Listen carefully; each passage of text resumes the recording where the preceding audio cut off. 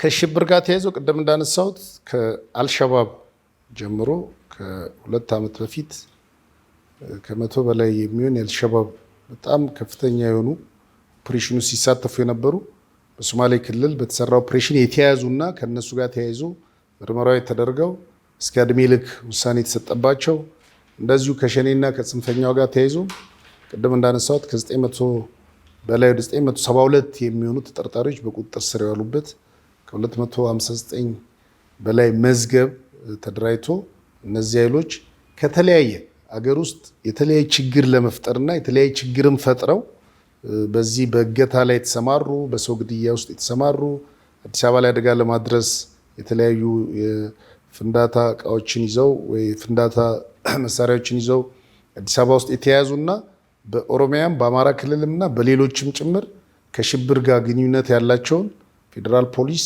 972 ሰው በቁጥጥር ስር አውሎ 259 መዝገብ አደራጅቶ ጉዳያቸው እየታየ ነው። አንዳንዶቹ ውሳኔም እየተሰጠ እስከ ከ10 ዓመት በላይ የተፈረደባቸው ተጠያቂ የሆኑበት ሁኔታ ነው ያለው። ለዚህ አዲስ አበባም ሆነ ሌሎች የሀገራችንን ትላልቅ ከተሞች ስናይ ከሽብር በጸዳ መልኩ ሰላማዊ እንቅስቃሴ እየተካሄደበት ያለና ሽብርተኞች ብዙ እድል የሚያገኙበት ሁኔታ እንደሌለ ያሳየንበት በዚህ የህብረተሰቡ የደህንነት ተቋማት፣ ጸጥታ ተቋማት ያለው ቅንጅትና የፍትህ ተቋማት በጋራ የምንሰራው ስራ ለዚህ ውጤት ያደረሰ መሆኑን ነው። ከዛ ውጪ የትላልቅ እንደ ሀገር ችግር እየሆነ የመጣው የሂውማን ትራፊኪንግ ነው። ሰዎችን ከሀገር ውስጥ ወደ ሌሎች እያስወጡ የራሳቸውን ኢኮኖሚ አቅም ይገነቡ እና ዜጎቻችንን ለተለያየ ለሞት ለስደት እና ሀገርንም ለውርደት ሀገራችን በዚህ እንድታወቅ ለማድረግ የሚጥሩ በጣም አደገኛ የሆኑ ከሽብርተኞች ያልተናነሰ ወንጀል የሚሰሩ ኃይሎች አሉ። እነዛንም ኃይሎች ከኢንተርፖል ጋር ሆነን በቅርቡ ከማላይ በጣም ዋና የሆኑ በሂውማን ትራፊኪንግ ከፍተኛ ስራ የሚሰሩ 3 ተጠርጣሪዎች ወደ ሀገር ውስጥ ተይዘው እንዲገቡ ተደርጓል። ከዛ ውጪ ወደ 29 የሚሆኑት ላይ እስከ 25 ዓመት የሚደርስ ውሳኔ እንዲያገኙ ተደርጓል። በቀጣይም በጣም ያደገና የተቀናጀ ኦፕሬሽን በዚህ ዙሪያ የሚሰራ የሚሆንና በዚህ ስራ ውስጥ የሚሳተፉ የተለያዩ ተሽከርካሪዎችና በዛ ውስጥ የሚሳተፉ የተለያዩ ኃይሎች አሉ። እነዛ ኃይሎች ላይም አስፈላጊው ጥናት ያለቀ ስለሆነ በቅርቡ በጣም የተቀናጀ ኦፕሬሽን የሚሰራና አስተማሪ የሆነ ህጋዊ እርምጃ የሚወሰድ መሆኑን እስካሁንም የሄድንበት ሂደት ትልቅ መሆኑን ለማሳየት ነው። ከዛ ውጭ ሀገራችን ላይ ከሙስና ጋር ተያይዞ በጣም በስፋት የሚነሳ ህብረተሰቡ የሚያነሳቸው ኬዞች አሉ። እነሱንም ትኩረት ሰጥተን እየሰራን ነው። በተለይ ፌዴራል ተቋማት በሆኑትና ከሙስና ግንኙነት ባላቸው ጉዳዮች ላይ በእነዚህም በሰራነው ስራ ከባለፈው ዓመት ጋር ዘንድሮንም ጨምረን ወደ 879 መዝገቦችን ፖሊስ ምርመራ እያጣራ ነው ያለው። ከዚህ ጋር ከ1 ቢሊዮን በላይ በሙስና ምዝበራ የተካሄደባቸውን ሀብቶች ላይ ምርመራ እያደረገ ነው ያለው። በዚህም በዘንድሮ ዓመት በ262 በሙስና ወንጀል ተከሰው ከ2 ዓመት እስከ 15 ዓመት የሚደርስ ጽኑ እስራትና ሌሎች እነሱ በሙስና የወሰዷቸውን ንብረቶች ጭምር ለማስመለስ የፍትህ ሚኒስቴርም የሚመለከተውን ስራ እየሰራ ነው ያለው።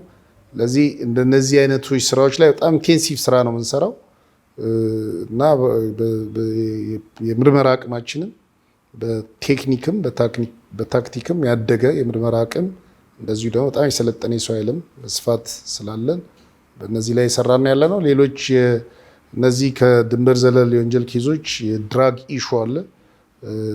ብዙ ጊዜ እኛን አካባቢ የማስተላለፊያ አድርጎ ለመጠቀም የሚያስቡ ኃይሎች አሉ።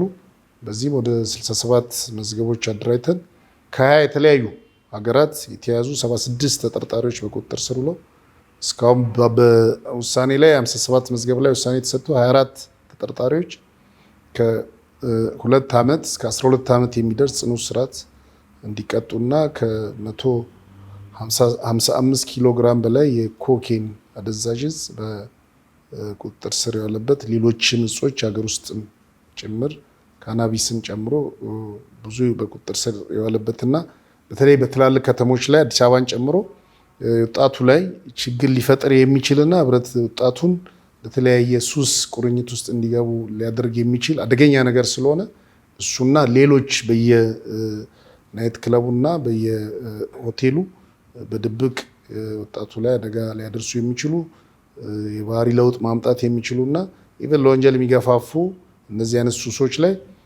ከፍተኛ የሆነ ዘመቻ በማድረግ ከተማውን በተቻለ መጠን ለማጽዳት እና ወጣቱ ሞር ወደ ትምህርቱና ወደ ሌሎች ፈጠራ ስራዎች ላይ ትኩረት እንዲያደርግ የማድረግ ስራ በስፋት እየሰራን ያለ ነው።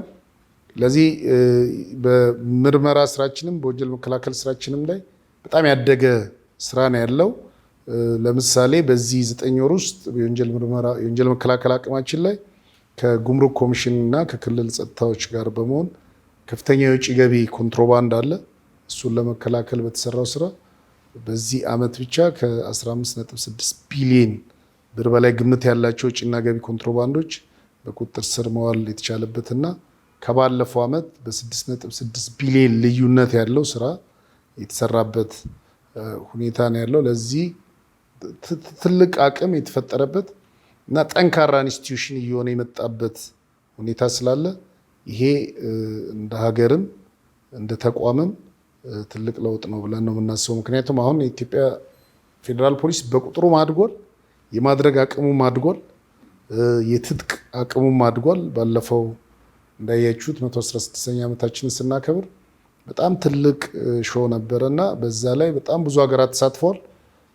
የአፍሪካ ወንድሞቻችን ይሄ የኢትዮጵያ ሾው ሳይሆን እንደ ፖሊስ የአፍሪካ የሚወክል ሾው ነው የሚል አስተያየት ሁሉ የነበረበትና ትልቅ ኩራት የተሰማበት፣ ምክንያቱም የኛ እንደ ትልቅ ሀገርም እንደ ትልቅ ሕዝብ እንዳለው ሀገርም ተቋሙን በዛ ልክ ግዙፍ እየሆነና እያደገ የመጣበት ከዛም በላይ ደግሞ በተልእኮም ውጤታማ እየሆነ የመጣበት ሁኔታ ስላለ ይሄ በምንሰራቸው ስራዎች ላይ በጣም ትክክለኛና የሚታይ ለውጥ እየመጣ መሆኑን ለመግለጽ ነው።